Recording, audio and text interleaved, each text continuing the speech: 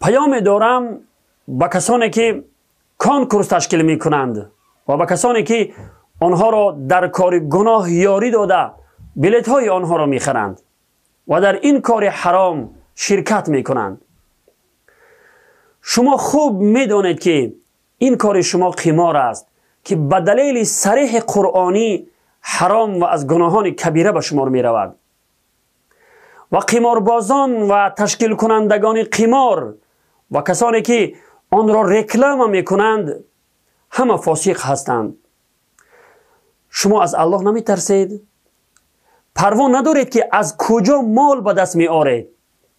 از راه حلال یا از راه حرام؟ واقعا وقتی این بی‌پروایی شما را می بینم، یک حدیثی از جناب رسول الله صلی الله علیه و سلم به یادم می آید.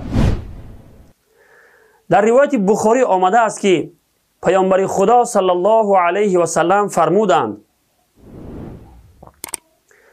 در امت من زمانی می آید که مردم پروا نمی کنند که مال را از کجا می گیرند، از راه حلال یا از راه حرام. واقعا این پیشینگویه های جناب رسول الله صلی الله علیه و سلم را به چشم سر دیده ایستاده ایم و شاهد آن هستیم.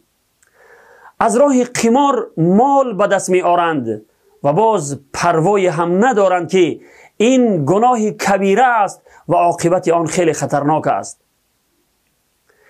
این خدر عالمان درباره حرام بودن کانکورس و قمار بودن آن بیان کرده اند، ولی مال حرام دنیا چشمانشان را چنان کور کرده است که پروای حلال و حرام بودنش را ندارند.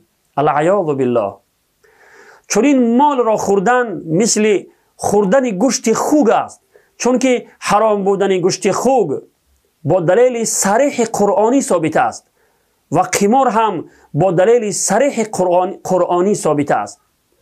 پس گناه قمار را اندک نشمارید. برادرانی که کانکورس تشکیل میکنید و آن را رکلام میکنید، بدانید که در گناه اینقدر مسلمانان شریک هستید. علاوه بر گناه خود، گناه اینقدر مسلمان را نیز بدوش میگیرید بدون اینکه از گناهان آنها چیزی کم شود، چون که سببی به گناه دست زدن آنها شما هستید. این کار شما غضب الله را بر سرتان می آرد که دیر یا زود شما را دامنگیر می شود. پول حلال محنتی را در خریدن بلیط های کانکورس صرف کردن گناه بزرگ بوده ناشکری نعمت الله است و روز قیامت از این مال پرسیده خواهد شد. خوب گوش اندازید. مال حرام فرزندان شما را ویران می کند. وقتی آنها را از مال حرام می خورانید، از آنها شرم و حیا و خدا ترسی، غیرت و ناموس و وفاداری انتظار نشوید. پیامبر خدا صلی الله علیه و سلم می فرمایند گوشت بدن انسان وقتی از حرام نشأ و نما یابد، آتش دوزخ برایش بهتر است. برادران عزیز، از این کار حرام دست بکشید.